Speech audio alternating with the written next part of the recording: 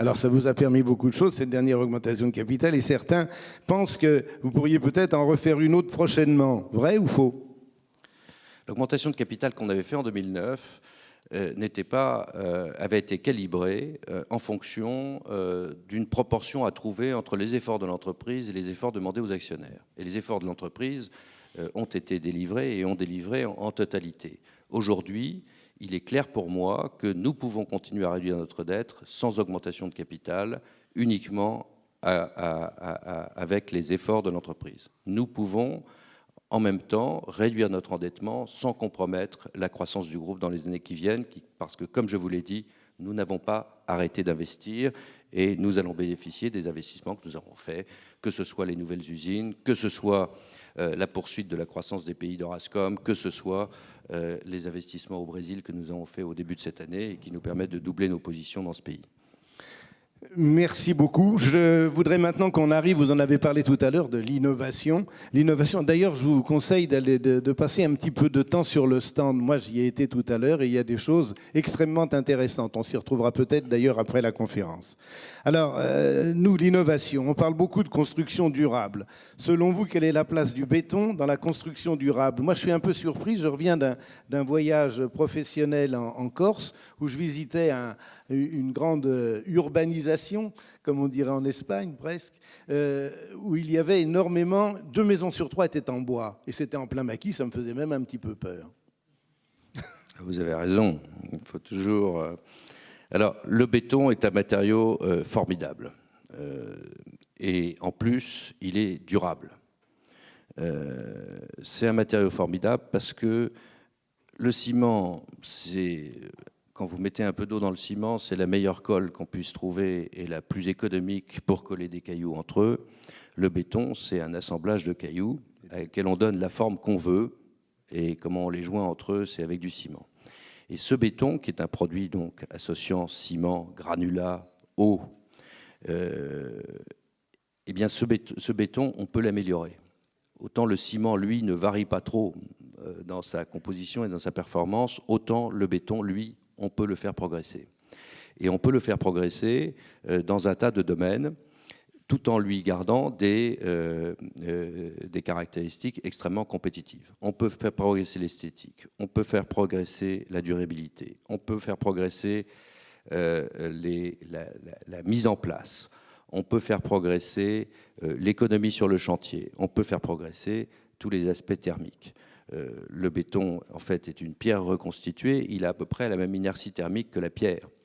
Et donc, à partir de l'inertie thermique du béton, on peut imaginer un tas de choses, et on peut imaginer un tas de choses en liaison étroite avec le concept de construction durable, qui commence par une construction qui consomme moins d'énergie pendant la vie d'un bâtiment ou la vie d'une construction.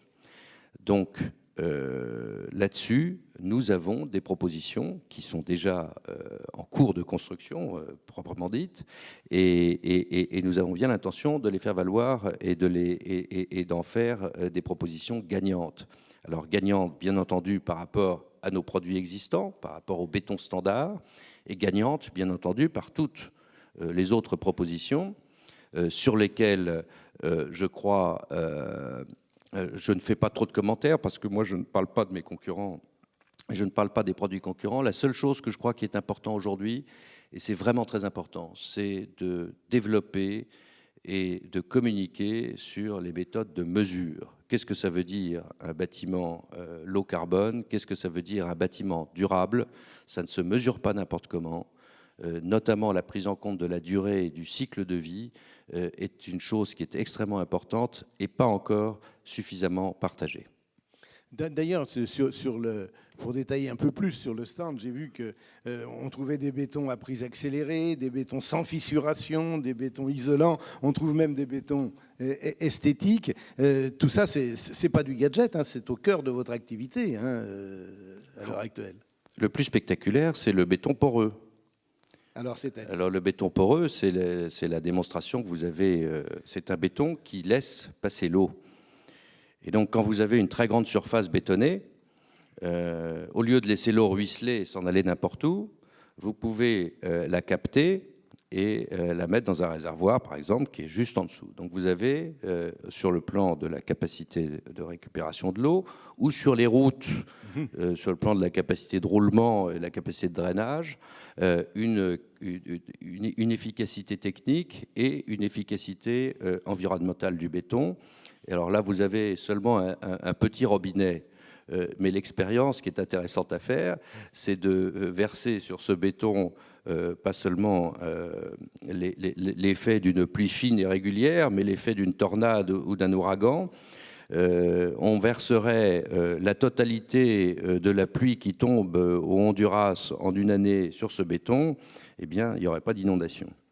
Donc c'est vraiment un truc assez puissant. Fabuleux. Et donc, et voilà. Et ça, c'est vraiment très technique, parce qu'arriver à faire quelque chose qui tient et qui laisse passer l'eau, c'est effectivement une prouesse qui nous reste à développer sur les marchés. Ça, le béton poreux, je ne l'avais pas vu, bravo. Mais il y a une chose qui m'intéresse, c'est purement personnel. Hein. Oui. J'ai la chance ou la malchance d'habiter juste au-dessus d'un chanteur très célèbre, puis qui est un petit peu sourd en plus. Et la nuit, lui, il vit beaucoup la nuit, il écoute la radio très fort. Et c'est un petit peu gênant. Alors, est-ce qu'on peut imaginer demain qu'on aura des bétons à isolation phonique, aussi bien sur le plan du transport du bruit que sur la percussion? Ça peut arriver, ça, on pourrait l'obtenir? Moi, je voudrais bien que vous trouviez vite. Voilà. Sur le béton, vous pouvez penser que le béton, ça ressemble et ça a des propriétés qui sont analogues à celles de la pierre. Donc vous essayez de comparer ce que c'est qu'une maison en pierre et ce que pourrait être une maison en béton, avec les épaisseurs, avec tout un tas de choses et tous les progrès qu'on peut y associer, on y travaille.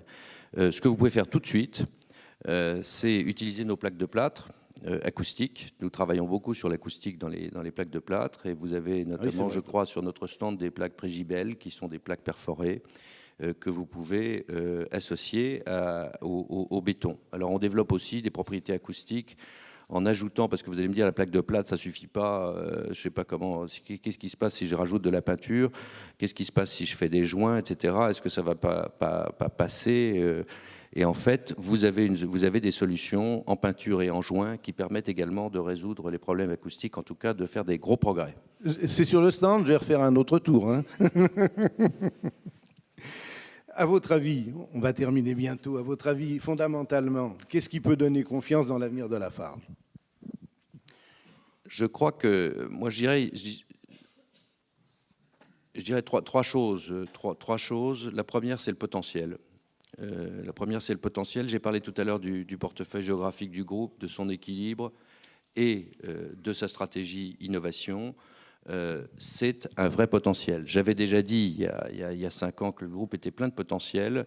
Aujourd'hui, je peux vous le confirmer, le groupe est toujours plein de potentiel. Alors, il a en plus, aujourd'hui, un potentiel supplémentaire qui est le potentiel de reprise dans les pays développés. Alors, on ne sait pas quand il va se passer, ni à quelle intensité, mais ça, c'est un potentiel nouveau qui n'existait pas il y a 5 ans, parce qu'on n'avait pas eu cette crise. La deuxième chose, c'est la solidité du business. On est sur des business qui sont extrêmement solides. Les fondamentaux de notre business n'ont pas changé. Ça reste des business locaux qui sont en fait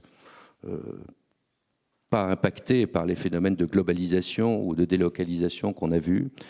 Ce sont des besoins de base, des produits de première nécessité et qui n'ont pas d'équivalent. On n'a rien trouvé qui puisse remplacer le ciment depuis à peu près 200 ans. Et ce sont des business qui sont solides parce qu'ils sont fortement générateurs de cash. Et nous, là aussi, nous le démontrons pendant la crise. Et la troisième chose, c'est la force de nos équipes.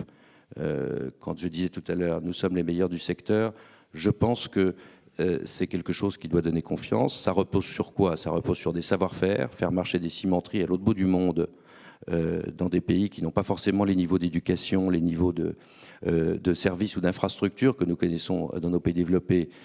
C'est un challenge, et ce challenge, nous y faisons face. La diversité, le groupe à une population de collaborateurs qui est maintenant prête à s'attaquer à pratiquement tous les problèmes du monde. Par ailleurs, nos engagements et notre fermeté sur un certain nombre de valeurs dont on a parlé tout à l'heure à propos de responsabilité sociale, mais qu'on pourrait développer, à mon avis, constituent également une force du groupe et une raison d'investir chez Lafarge.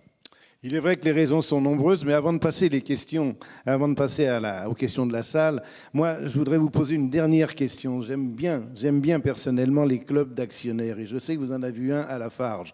Vous pouvez nous en parler un peu? le club d'actionnaires, pour moi, c'est une façon c'est une des méthodes pour se rapprocher de nos actionnaires. Et j'espère que c'est une méthode qui va devenir de plus en plus efficace. Alors, qu'est-ce que ça veut dire, se rapprocher d'eux? Ça veut dire avoir un système qui leur permette d'accéder plus facilement à des informations. C'est d'avoir un dialogue plus fourni et plus fréquent avec eux. C'est de leur permettre de toucher du doigt ce qu'est le groupe et de montrer, je dirais, avec le même esprit de transparence, ce que je viens d'essayer d'exprimer, qu'ils puissent le voir sur le terrain. Et enfin, bien entendu, autour de ça, l'idée de club, c'est l'idée que c'est un endroit où on se sent bien. Alors Lafarge a lancé son club il y a 2 ans, en fait, et je suis très content du nombre de membres que nous avons atteints, puisque nous avons plus de 5000 membres aujourd'hui. Donc à partir de 0, il y a 2 ans, on avait commencé à actionnariat.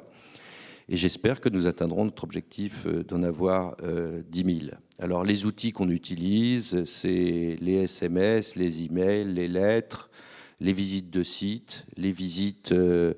alors les visites de sites, j'ai rencontré un certain nombre d'entre vous sur le stand qui m'ont parlé des visites qu'ils avaient faites récemment, notamment sur le chantier de Bouygues où on a développé des bétons de structures isolantes, dans notre centre de recherche. Je sais que nos prochaines visites seront dans un chantier satellite à l'aéroport de Roissy. Et bien entendu, nous associons aussi nos actionnaires à des événements de caractère culturel. On a fait quelque chose autour de l'exposition de Claude Parent, vous savez, qui est un très grand architecte, qui a lieu à la Cité de l'Architecture. Je vous invite à vous inscrire au club parce que c'est un moyen d'être mieux informé, plus vite informé et également de dialoguer de manière beaucoup plus proche avec le groupe. Et moi, je souhaite ce dialogue. Eh bien, Monsieur Lafond, je vous remercie.